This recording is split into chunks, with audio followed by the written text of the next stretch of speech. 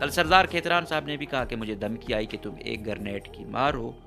ایک گرنیٹ تو واقعی بہت سارے انسانوں کی جان لیتا ہے، لیکن سردار صاحب جیسے لوگ اتنی جلدی دنیا سے نہیں جاتے ہیں. ابھی تک 67 سال عمر ہے، ایسے لوگ کم سے کم بھی 80-85 سال تک تو چلے ہی جاتے ہیں. تو کہہ رہے تھے کہ میں نے نمبر بھی اس کا بک کیا ہے، CTT کو بھی دیا ہے، اور میں اس سے خود بھی نمٹ لوں گا. پھر کہتے ہیں کہ سردار کھیتران ایسا کرتا ہے ویسا کرتا ہے. تو بات تو وہی ہے کہ جب گلے شکوے تو نوابوں سرداروں سے یہی ہوتے ہیں کہ قانون کو دوسروں کو جو مشورے دیتے ہو آپ بھی عمل کرو. یہ ہو گیا ہے CTT کے تھرو، عدالت کے تھرو پھانسی تک لے جاؤ، وہ نثار بلوچ ہے یا جو بھی ہے جس کا نام لے رہے ہو، لیکن خود آپ یا میں یا کوئی بھی قانون بن جائے تو پھر وہ تو ریاست نہ ہوئی نا. تو بہرحال سردار صاحب اتنے بہادر ہیں. کل چیلنج کیا بشیر زیب کو، ڈاکٹر علی نظر کو، باقیوں کو، اور پھر ان کو دہشت گرد بھی کہا، اور کہا یہاں بڑے ترم خان اور بھی ہیں جو ڈرتے ہیں. کہتا ہے میں نہیں ڈرتا ان کا نام لینے سے، ان کو چیلنج کرنے سے. تو اس نے چیلنج کیا. تو باقی اب یہ چیلنج کس حد تک ہوتا ہے، اور اگلے اس کی یہ چیلنج قبول کرتے ہیں BLA یا BLF والے، یا بس صرف ادھر سے بھی باتیں اور ادھر سے بھی باتیں ہوتی ہیں. اور لگتا یہی ہے کہ سردار صاحب اب عید اپنے آبائی گاؤں حاجی کوٹ میں منائیں گے، بارکھان جائیں گے.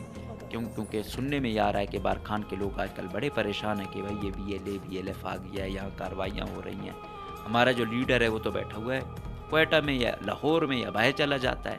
تو امید ہے سردار صاحب صرف اسمبلی میں ہی نہیں گرجیں گے برسیں گے، بلکہ اپنے آبائی علاقے میں بھی تھوڑا جائیں گے، اپنے لوگوں کا مورال بھی تھوڑا بلند کریں گے، تاکہ وہ ڈریں اور ان کو خوف کا احساس نہ ہو، بلکہ وہ کہیں کہ بھائی قیادت آ گئی ہے مقابلہ کرنے کے لیے.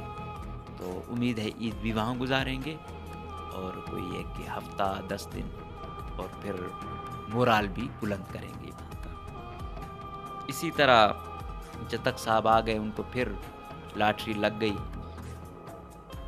بغیر ووٹ لیے جو ہے نا وہ کامیاب ہو گئے. دومر صاحب نے بھی بڑا للکارا، تو اس کے حلقے میں بھی تو آ تو چکے ہیں. تو لیٹس سی کتنا مقابلہ کیا جاتا ہے ان کا. آخر میں مقابلہ میرے خیال میں کسی نواب سردار، آپ لوگوں کا جو کام ہے آپ وہ کریں تو زیادہ بہتر ہے. آپ لوگوں سے یہی ہے اپنی گورننس بہتر کریں. ایک ایکسین چینج ہوا مستقل کا، اس کے لیے سردار صاحب نے ISI کی بھی کال کرائی، منسٹر، وزیر اعلیٰ، سب کو. کیونکہ وہ پتہ نہیں کہ کون سا وہ ہے، ایک مستقل کا ایکسین تھا، ابھی دوبارہ بھیج دیا اس کا ٹرانسفر، کہ سیکٹری کو بے بس کر دیا.